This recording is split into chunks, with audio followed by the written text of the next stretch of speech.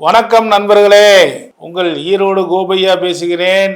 Retro ஆன்மீகம் channel நேயர் அனைவருக்கும் என் மனமார்ந்த ஆசீர்வாதங்கள். நண்பர்களே, இன்று ஒவ்வொரு ராசிக்கும் மேச ராசியிலிருந்து மீன ராசி வரைக்கும் அவர்கள் படும் கஷ்டங்கள் என்ன? இயற்கையாகவே ஒரு மேச ராசி என்றால் அவர்களுக்கு என்ன விதமான கஷ்டங்கள் வருகின்றது, அதற்கு என்ன தீர்வு, எளிமையான தீர்வுகள் என்ன என்பதனை நமது ரெட்ரோ ஆன்மீகம் நேயர்களுக்கு ஒரு அரிய பரிசாக தரலாம் என்று முடிவு செய்திருக்கிறேன். நண்பர்களே, அனைவரும் இந்த நிகழ்ச்சியில் கலந்து கொண்டு பயன்பெறுங்கள். தனுசு, இது காலபுருஷனுக்கு 9ஆம் வீடு. ஆனால் பல துன்பங்களை அனுபவிக்கும் வீடு.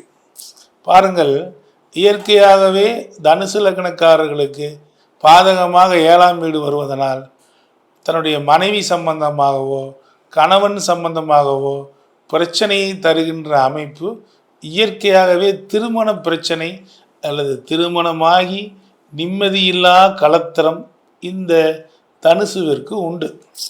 அது மட்டும் அல்ல நண்பர்களே, இவர்கள் யார் கூட இருந்தாலும், நீங்கள் பாருங்கள், எந்த ராசிக்காரர்களாக வேணாலும் இருக்கலாம், தனுசு ராசியை கூட வச்சுக்கிட்டா கட்டாயம் வெற்றி அவர்களுக்கு கிடைக்கும்.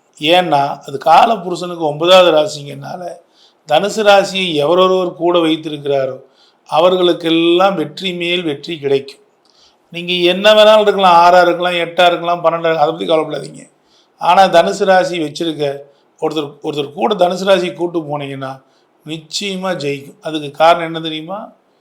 இங்கே கடகராசி ராமர், தனுசு ராசி ஆஞ்சநேயர், அவர் 6-8 வந்தது. அப்படி இருந்தால் கூட அவர் இவரை பயன்படுத்தினார், வெற்றி மேலே வெற்றி பெற்றார்.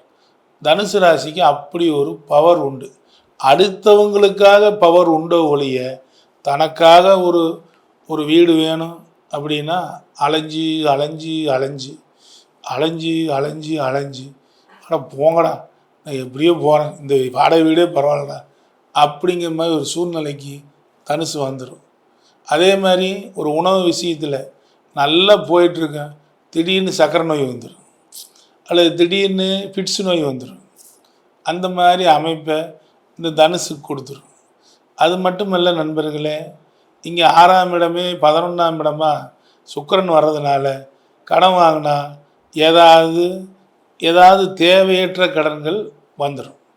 அதே மாதிரி வேலையில் எப்போ பாரு ஒரு நிம்மதி இல்லாத தன்மை. ஆனால் இந்த தனுசு ராசிக்காரர்களுக்கு நம்பர் 1 இருக்கிறது என்னென்னா தொழிலில் கட்டாயம் இவங்க ஜெயிப்பாங்க. அதே மாதிரி இவங்க திரைத்தொழில், கதை, கவிதை, கட்டுரை, டிவி, சினிமா, லேண்ட்ஸு, இதிலெல்லாம் நம்பர் 1 ஜெயிக்கிறது இந்த தனுசு ராசிக்காரங்க தான். இந்த தனுசு ராசிக்காரங்க தான் அரசியலில், அரசாங்கத்தில், இதில் எல்லாம் சூப்பராக வேலை செய்வாங்க.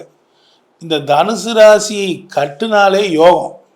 ஏன்னா எந்த ஒரு ராசிக்காரங்களுக்கும் கூட அவங்க போவாங்க இல்லையா? அது தெரியாமல் இந்த தனுசு ராசியை போட்டு அவங்க உழைச்சிக்கிட்டே இருப்பாங்க.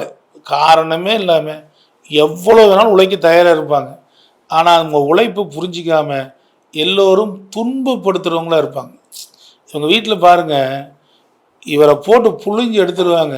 ஆனால் இவர் அதுக்காக எந்தவித எதிர்பார்ப்பும் எதிர்பார்க்க மாட்டார். இது ஒரு தியாகின்னு சொல்லலாங்க தனுசை. அந்த மாதிரி ஒரு நல்ல தன்மை உடையவர்.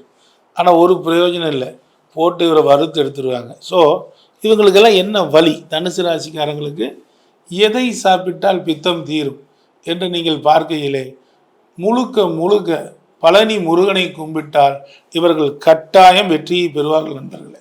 பழனி முருகனை வழிபட வெற்றி மேல் வெற்றியும், திருவண்ணாமலையாரை வழிபட அதைவிட வெற்றியும் கிடைத்து கொண்டே இருக்கும் என்பதில் எந்த விதமான ஐயப்பாடும் இல்லை.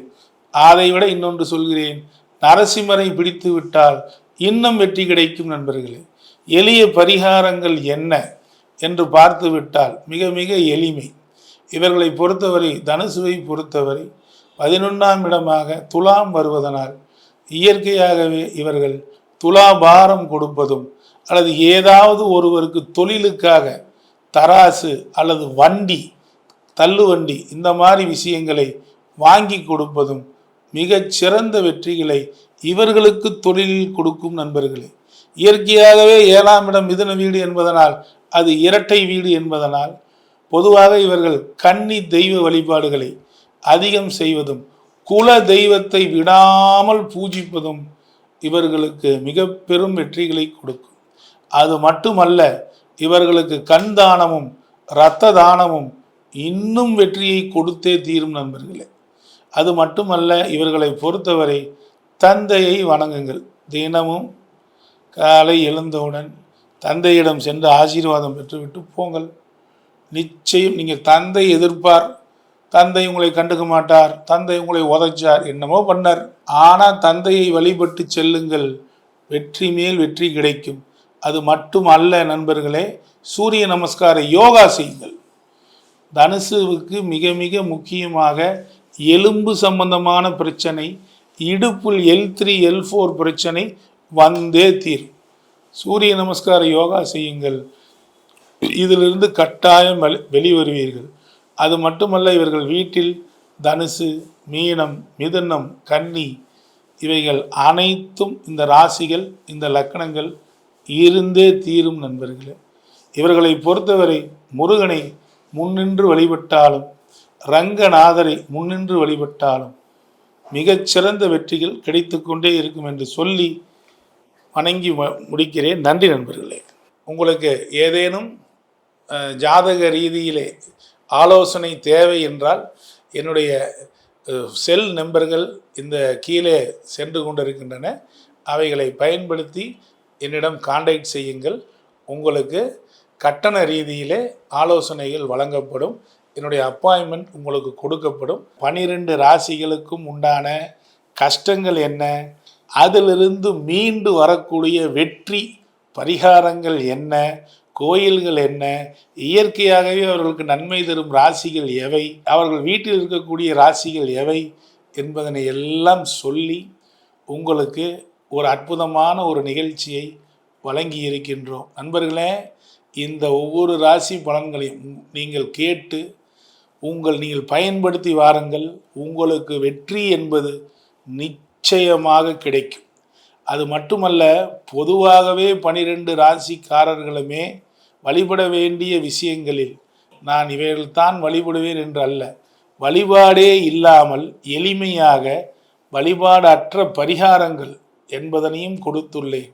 அந்த பரிகாரங்களானது எளிமையானது, ஆனால் மிக மிக வலிமையாக உங்களுக்கு வெற்றி மேல் வெற்றியை தரக்கூடிய எளிய பரிகாரங்கள். அவற்றையும் செய்து வாருங்கள். நீங்கள் கோயிலுக்கு சென்றால் என்ன பலனோ அதே பலன் இந்த பரிகாரங்களில் ஒளிந்து உள்ளன நண்பர்களே. இவைகளை பயன்படுத்தி வெற்றி பெறுங்கள்.